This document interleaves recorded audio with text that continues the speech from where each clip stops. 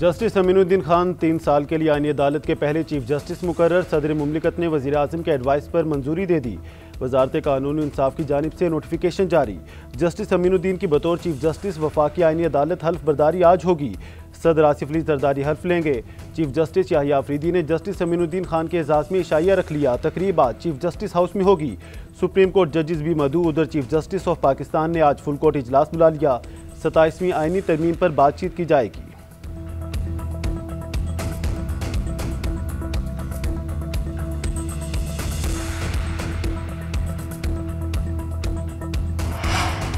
आईनी अदालत के जजेस की हल्फ बर्दारी इस्लामाबाद हाई कोर्ट बिल्डिंग में होने का इम्कान। ज़राए के मुताबिक चीफ जस्टिस आईनी अदालत जस्टिस अमीनुद्दीन खान हल्फ उठाने के बाद बाकी जजेस से हल्फ लेंगे।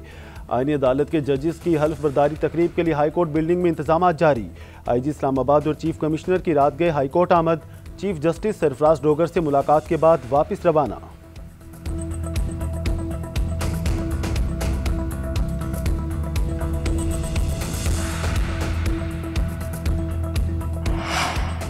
सताईसवीं आईनी तरमीम नामंजूर। सुप्रीम कोर्ट के जस्टिस मंसूर अली शाह और जस्टिस अतहर मिनल्ला अपने ओहदों से मुस्ताफ़ी हो गए।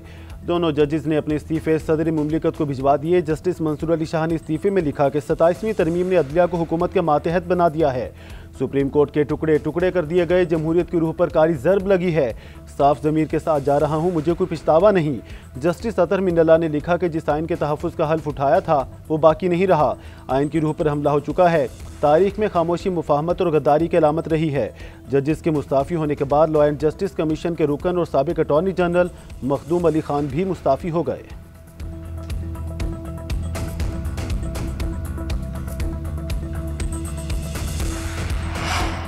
ये शेर उस वक्त याद न आए जब इंसाफ का कत्ल हो रहा था। जजों का एक टोला मिलकर सियासी मफादात का मुहाफिज बना हुआ था।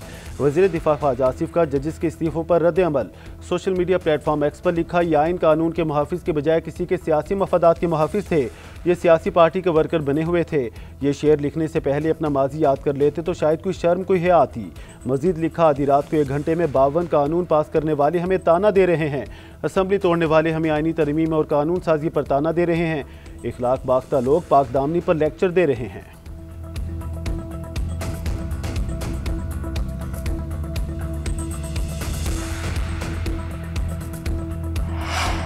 अभी तो शुरुआत है, मजीद इस्तीफे भी आएंगे। सेनेटर फैसल वावडा का जजेस इस्तीफों पर रद्द अमल। एक्स पर लिखा, जिन जिन के इस्तीफे आते रहेंगे वो फौरी मंजूर भी कर लिए जाएंगे। किसी ने कोई तीर नहीं चलाया, वैसे भी सर्विस में वक्त कम ही बचा था। अब प्रॉक्सीज का हिसाब होगा। कौम समझ चुकी है कौन किस किस मखसूस पार्टी का सहूलतकार था।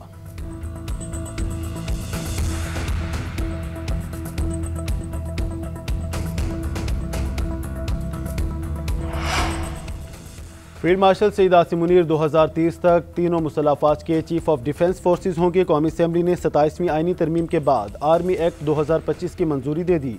मौजूदा army chief he chief of defence forces होंगे। आर्मी चीफ का बतौर चीफ ऑफ डिफेंस फोर्सेज नया नोटिफिकेशन जारी होगा। नए नोटिफिकेशन के मुताबिक आर्मी चीफ की मुद्दत दोबारा शुरू होगी। वज़ीर आज़म चीफ ऑफ डिफेंस फोर्सेज को मुद्दत मुकम्मल होने पर दोबारा भी तयनात कर सकेंगे। वज़ीर कानून आज़म नज़ीर तारड़ कहते हैं, चीफ ऑफ डिफेंस फोर्सेज की मुद्दत उस दिन से शुरू होगी जिस दिन से नोटिफिकेशन होगा। कानून ने वजाहत की है कि चीफ ऑफ डिफेंस का ओहदा तकर्रुरी के दिन से 5 साल होगा। हुकूमत चीफ ऑफ डिफेंस फोर्सेज के फ़राइज़ और जिम्मेदारियों का तयन करेगी। कौमी असम्बली से पहले वफाकी काबीना ने आर्मी एक्ट, एयरफोर्स एक्ट और नेवी एक्ट में तरामीम की मंजूरी दी। ऐवान में तीनों बिल वज़ीर दिफा ख्वाजा आसिफ ने पेश किए। तरामीम मंजूरी के लिए आज सेनेट इजलास में पेश की जाएंगी।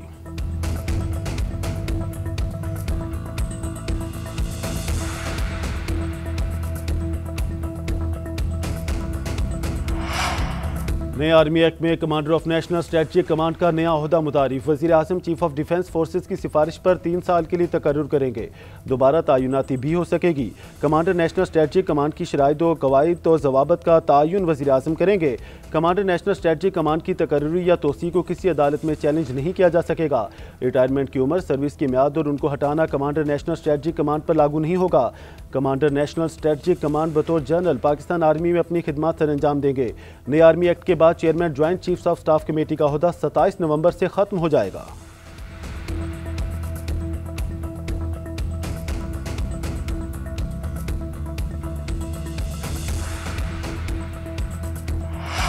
कौमी असम्बली में supreme court practice and procedure act 2025 भी मंजूर। प्रैक्टिस एंड प्रोसीजर से मुतालिक शिक 191 को निकाल दिया गया। मुकदमात सुनने के लिए बेंच बनाने के इख्तियार चीफ जस्टिस की सरबराही में 3 रुकनी कमेटी को दे दिया गया। कमेटी में चीफ जस्टिस, सुप्रीम कोर्ट के अलावा सीनियर तरीन जज शामिल होंगे। बेंच बनाने वाली कमेटी के तीसरे रुकन जज चीफ जस्टिस के नामजद करदा होंगे। किसी रुकन की अदम मौजूदगी में चीफ जस्टिस किसी और जज को रुकन नामजद कर सकेंगे। कमेटी बनाने का फैसला अक्सरियत से होगा।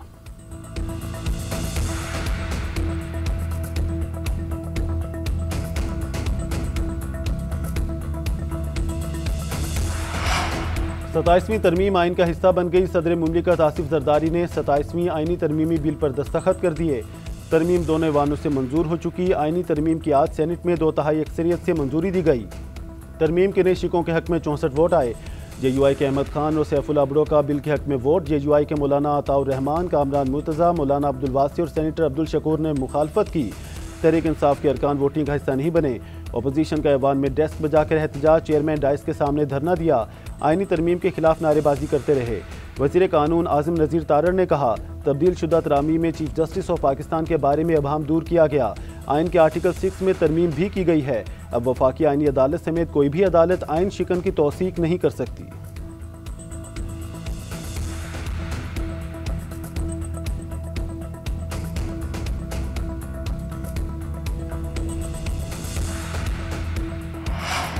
अपोजिशन का चेयरमैन सेनेट और हुकूमत पर फ्लोर क्रॉसिंग का इल्ज़ाम। अली जफर ने कहा, हुकूमत ने बता दिया वो लोटा क्रेसी के साथ खड़ी है।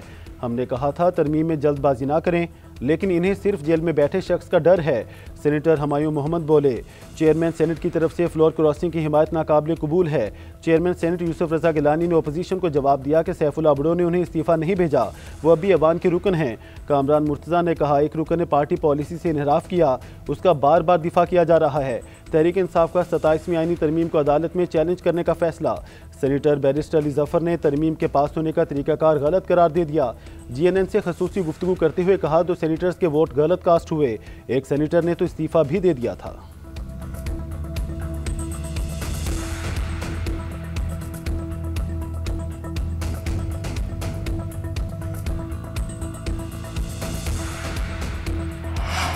दहशतगर्दी आलमी अमन के लिए बड़ा खतरा। पाकिस्तान इस नासूर को जड़ से उखाड़ फेंकने के लिए पुरज़्म। पाकिस्तान की मुसल्लह अफ़वाज और कौम दहशतगर्दी के खिलाफ मुत्तहिद हैं। वज़ीर आज़म शहबाज शरीफ का बरतानवी शाह चार्ल्स सोम की सालगिरह तकरीब से खिताब। बोले, बरतानवी ताउन से तालीम, सेहत और हुनरमंदी के तारीखी मनसूबे मुकम्मल किए। शाह चार्ल्स ने दौलत मुश्तरका के ममालिक को मुत्तहिद करने में अहम किरदार अदा किया। जेन मेरिट की ज़ाती दिलचस्पी से PIA की परवाज़ें बहाल हुई। वज़ीर आज़म की शाह चार्ल्स सोम और मलका को दौरा पाकिस्तान की दावत। बरतानवी हाई कमिश्नर जेन मेरिट बोली, बरतानिया अमन के लिए पाकिस्तान के साथ खड़ा है।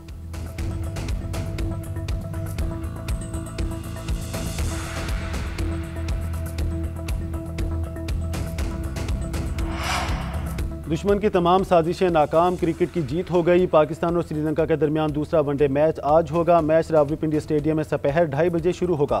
तीनों मैचों की सीरीज में पाकिस्तान को 1-0 की बढ़तरी हासिल। दोनों क्रिकेट टीमों की रावलपिंडी स्टेडियम में भरपूर प्रैक्टिस, बॉलिंग, बैटिंग और फील्डिंग की मशकें की।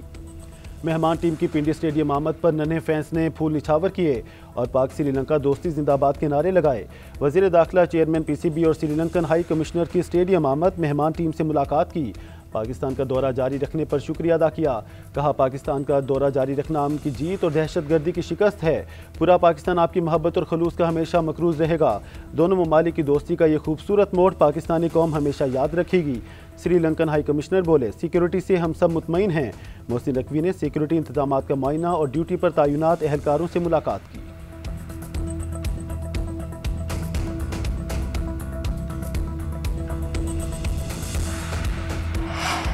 साबिक श्रीलंकन कप्तान संगाकारा का पाकिस्तान के हक में बयान कहते हैं, कुछ दोस्तियां ऐसी होती हैं जिन्हें छोड़ा नहीं जा सकता। मैं उस टीम का हिस्सा था जिस पर लाहौर में हमला हुआ। पाकिस्तानी फोर्सेस ने इसे नाकाम बनाया था। इसके बाद भी बहुत मरतबा पाकिस्तान की आइंदा भी दौरा करता रहूँगा। पाकिस्तान में क्रिकेट का अलग ही मज़ा है। पाकिस्तानियों का प्यार मुझे हमेशा खींच लाता है।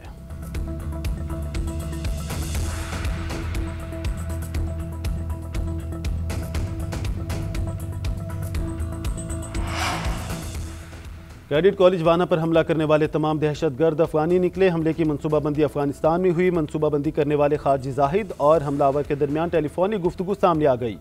वजारत इत्तलात व नशरियात का कहना है हमले की हतमी मंजूरी खारजी नूर वली महसूद ने दी थी। हमले के लिए अमरीकी साख्ता सामान काबुल से लाया गया। पाकिस्तान और दोस्त ममालिक के एतराज़ के पेश नज़र अफगान तालिबान फितना खारिज पर हमलों की जिम्मेदारी कबूल न करने के लिए दबाव डालते हैं। कैडेट कॉलेज वाना पर हमले का मकसद रॉ के मुतालबे पर पाकिस्तान में सिक्योरिटी खदशात को बढ़ाना था। सिक्योरिटी ज़राए के मुताबिक खारजी नूर वली महसूद के हुक्म पर हमले की जिम्मेदार जैश उल हिंद के नाम से कबूल की गई। ऑडियो में सुना जा सकता है कि खारजी मुतादिद बार जैश उल हिंद का नाम लेते हुए उर्दू में बात कर रहा है ताकि असल शिनाख्त सामने ना आए।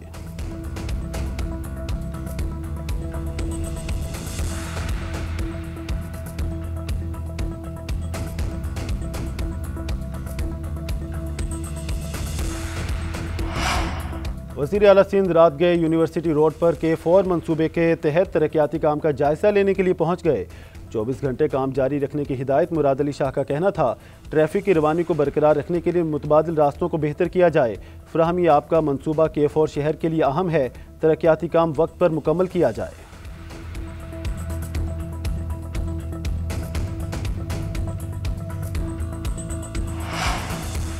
हमास को एक और यरगमाली की लाश मिल गई। रेड क्रॉस ने लाश हवाले कर दी। गजा पर इसराइली हमले जारी, खान यूनिस और रफा पर भी बमबारी।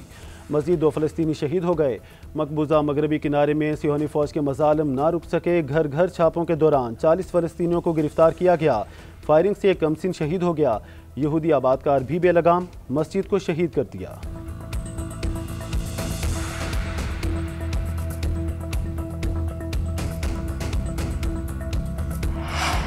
BBC ने ट्रंप की एडिट की गई तकरीर नशर करने पर अमरीकी सदर से माफ़ी मांग ली। तर्जुमान BBC का कहना है बोर्ड के सरबराह समीर शाह ने वाइट हाउस को ज़ाती तौर पर माजरत के लिए ख़त भेजा है। BBC ने ख़त में लिखा एडिट की गई तकरीर दोबारा नशर नहीं की जाएगी। ट्रंप के वकला ने $1 बिलियन हर्जाने के लिए मुकदमा दायर करने की धमकी दी थी।